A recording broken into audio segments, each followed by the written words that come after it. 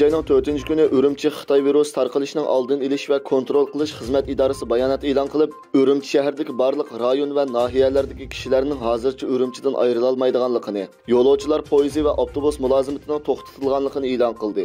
Buningdan boshqa Urumchidan sirtqa uchadigan aeroplanlarning soni azaytilgan. Yo'lovchilarning soni 75% ichida kontrol qilingan. Aeroplandagi barliq yo'lovchilarning N95 tipdagi maska taqish kerak deb uqtirilgan.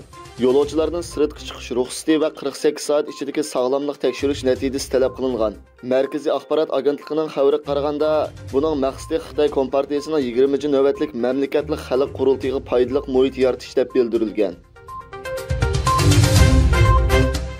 Hong Kong taratqullarining 4-chisiladagi xabariga qaraganda, Xitoydagi bir qism o'lka va shaharlarda uqtirish e'lon qilingan bo'lib, qizitma ambulatoriyasi, davolash apparatlari, mehmonxona, dorixona, restoran, talla bozori va taksi qatorliqlarni nazorat qilish va oldin ogohlantirish rolini to'liq joriy qildirish, yuqumning oldini olish va kontrol qilishni egallash uchun mukofotlash va jazolash mexanizmini yo'l qo'yish qaror qilindi. Qizitmasi o'rlagan va yuqumlanganlarni bayqaganlarga eng ko'p bo'lganda 50 ming yuan mukofot berilganligi bildirildi. Ammo yuqorqi e'lon tarqatilgandan keyin to'rdoshlar orasida nurg'un talash tortishlarni va noroziliklarni keltirib chiqardi. 20 necha yillik suhbatdan keyin Qirg'iziston va O'zbekiston orqali Xitoydan Yevropaga boradigan temir yo'l plani boshlandi. O'rta Osiyodagi bir qism davlatlarning aholilari bu turga yana gumon bilan qaraydi. Yana ba'zilar temir yo'lning bu rayonga iqtisodiy foydasi bo'ladi deb qaraydi. Bu kelishim oldin qayda O'zbekistonda o'tkazilgan Shanxay hamkorlik tashkiloti boshliqlar yig'inida hosil qilingan. Bu kelishim mumkinchilik tadqiqotining asosi bo'lib, barliq aloqador davlatlarning qatnash ministrligining qurilishini boshlashdan burun kelar yilning o'ttirlarigacha bu turni baholashni tamomlashni talab qildi.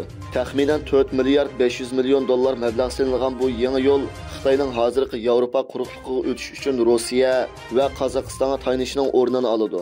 Rossiyaning Ukrainaga qilgan urushi G'arbning Moskvaga qaratgan jazosini qo'zg'allikdan bu yo'l siyosiy jihatdan mas'ul bo'lib qoldi.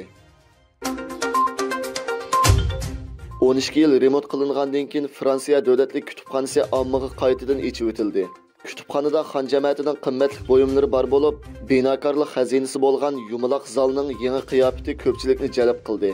Bu kutubxona boshqa kutubxonalardan farqlanadigan bo'lib, bu kutubxonada nurg'un qimmatli kitoblar va asli piti saqlangan qo'lyozmalar tepilib qolmay, yana nihoyat oz uchraydigan qimmatli buyumlar tepiladi. Bu yerda eng mo'l rasmlar to'plam tepiladigan bo'lib, xohlagan vaqtda ko'rishga bo'ladi.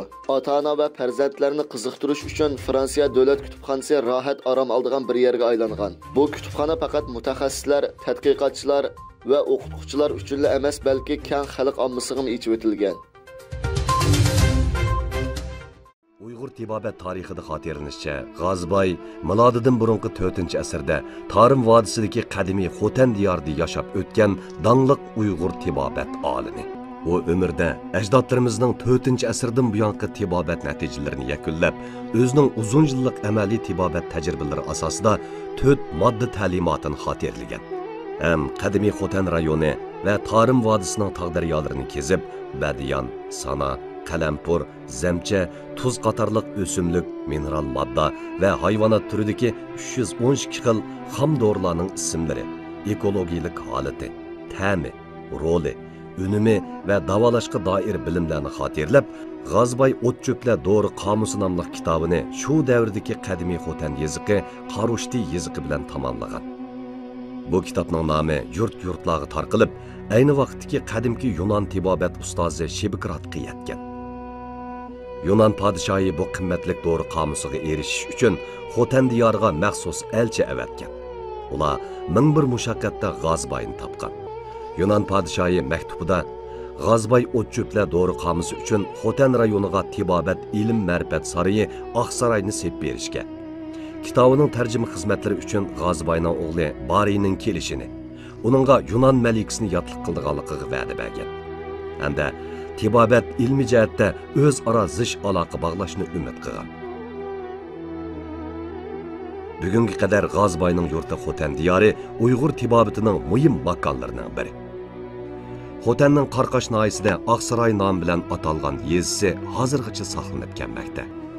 Uyg'ur tibobatining asosini sog'uvchi G'azboy 120 yillik umrda keyingilar uchun qimmatli tibobat mirosini qoldirib, Uyg'ur tibobat tarixida mangulik obida bo'ldi.